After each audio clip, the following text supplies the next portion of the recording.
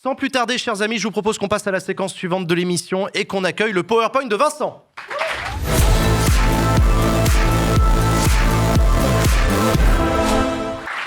Le meilleur moment.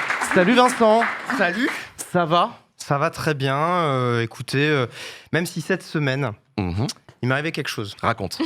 J'ai eu un bouton d'acné qui a élu domicile sur ma tronche. Oula. Vous l'avez tous remarqué, j'ai vu tout à l'heure vos regards. On n'a pas trop osé en parler, mais... Vous me regardez pas trop dans les yeux, hein, je le vois. Bon, voilà. Je me suis dit, bon, c'est pas grave, je peux assumer, j'ai 31 ans maintenant, etc. Et puis je me suis rappelé d'un truc, on est en 2023, il y a des filtres maintenant sur les applications. Pourquoi assumer quand on peut juste s'embellir, avoir la peau toute belle, toute lisse? Et en plus, en ce moment, il y a vraiment un filtre assez dingue sur TikTok. C'est le filtre qu'on appelle Bold Glamour. Donc, c'est un filtre officiel de l'application qui a été vu et utilisé des millions de fois. Vous pouvez voir quelques exemples un peu du rendu avant-après avec plusieurs utilisateurs. Et pour que vous réalisiez un peu mieux à quel point c'est impressionnant et troublant même, on a une petite vidéo. J'ai fait une petite vidéo juste d'avant-après pour qu'on réalise. This is not what I look like right now. This filter should be illegal. Here's the real me. Ah ouais, d'accord. Pour les autres, on va découvrir ma vraie tête derrière ce filtre. Je dis pas que je suis moche, mais c'est pas ça, quoi. Voilà. Non, non, ok. Ouais, non. En fait, forcément, tu te trouves moche. J'en bégayais.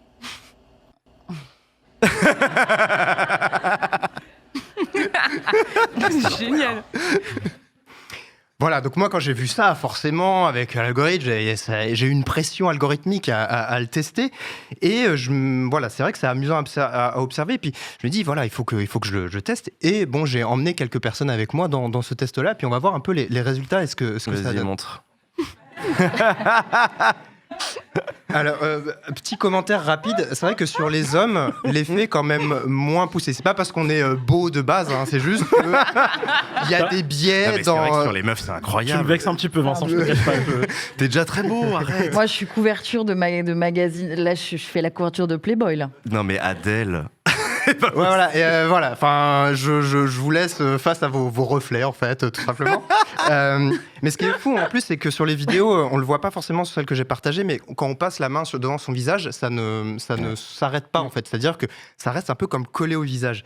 Et ça glitche pas du tout, même. Et Adèle Chad. c'est grave que des chads. Et pourtant, enfin, comme l'a rapporté le média Spotters, je pense que vous avez cet étrange sentiment quand vous utilisez ce filtre. Je pense qu'il y a une impression de distance par rapport à votre écran et par rapport à qui vous voyez dessus. Et c'est pas la première fois que des filtres font ressentir ça à leurs utilisateurs.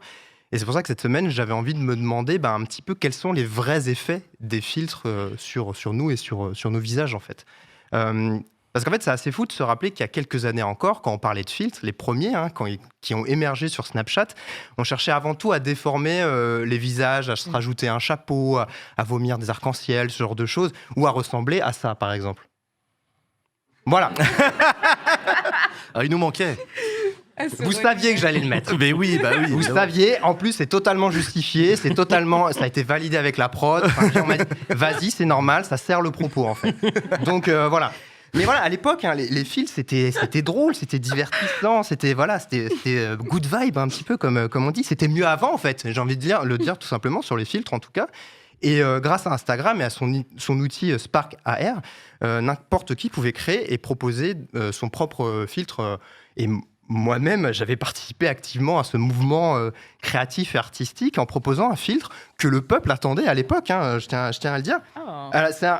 Montre. C'est un vrai article. Il existe vraiment. J'ai vraiment fait un filtre hommage au flan pâtissier. C'est toi qui l'as créé. C'est délicieux, le flan pâtissier. Merci beaucoup. Merci de D'accord. rejoindre la cause. Avec quelques grains de vanille, sinon c'est pas bon. Et t'as eu un article dans Combini, d'accord. Oui, voilà, monsieur. Bon, c'est des inside jokes un petit peu. Voilà, je sais pas ma plus grande fierté non plus, hein, mais voilà, c'est pour justifier le fait que je peux être pertinent à parler sur ce sujet. Et je demande juste qu'on C'est m'accepte. légitime. Voilà, acceptez-moi malgré mon background. Non, dire, au contraire. Mais au fil du temps, en fait, on a vu d'autres fils qui ont commencé à émerger.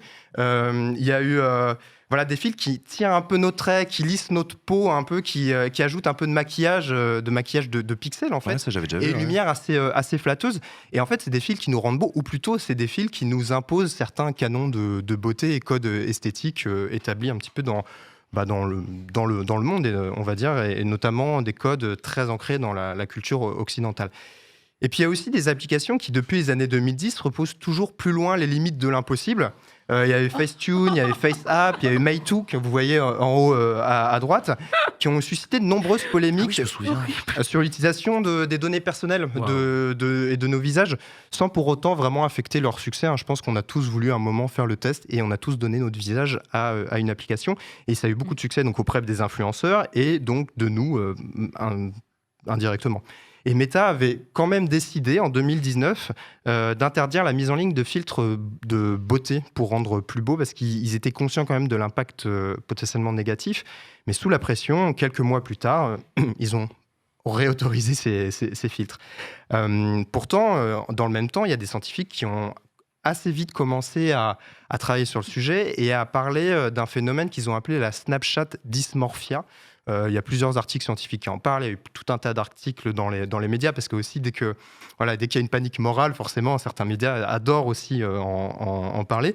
Ils ont accusé les filtres de créer des complexes chez les utilisateurs, d'alimenter une dysmorphie chez eux, c'est-à-dire ce sentiment de considérer cette certaine partie de notre corps comme difforme. Et certains même ont eu, selon certains articles et témoignages, eu envie de recourir à la chirurgie esthétique en arrivant chez le chirurgien et en montrant des fois certains filtres directement.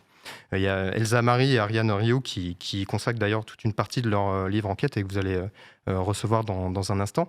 Alors, bien sûr, les filtres ne sont pas les seuls responsables de cette situation, loin de là. C'est la conséquence de normes très anciennes, occidentales, souvent dictées notamment par l'industrie des cosmétiques, par les influenceurs et par une société patriarcale qui est globalement et encore assez solide sur ses appuis. Mais depuis l'émergence de ces filtres, malgré la couverture médiatique et scientifique, ça a continué son chemin. C'est-à-dire qu'ils sont devenus toujours plus bluffants avec l'essor des IA notamment. Il y en a qui sont censés vous montrer comment les autres vous voient, qui est assez troublant, peut-être que vous l'avez essayé sur TikTok, vous transformer en œuvre d'art ou même vous montrer tel que vous étiez ado. Et il y a pas mal de gens qui ont partagé des TikTok et qui étaient un peu émus aux larmes de se revoir un petit peu comme ils étaient ados à l'époque. Et avec ce sentiment, désormais, je trouve d'être entré un peu dans la fameuse Uncanny Valley, cette vallée de l'étrange où il y a les frontières entre notre réalité et celle de la personne sur l'écran qui se troublent un petit peu. Il y a une forme de dissonance cognitive, je trouve, même si on rentre trop un peu dans ces filtres-là. On se met à se questionner soi-même, comme si on avait affaire à une forme d'humanoïde un petit peu inquiétant. Et je ne sais pas ce que vous en pensez, mais moi, en finissant d'écrire cette chronique, j'ai repensé au filtre Bold qu'on a utilisé pour l'émission et qui nous rendent un petit peu différents, forcément. Puis je me suis dit qu'au final, même sans les filtres, on était quand même déjà giga BG. Voilà, tout simplement. Merci à vous. Merci. Bonne fin d'émission. Beaucoup à toi, Vincent. Merci beaucoup pour le PowerPoint de Vincent.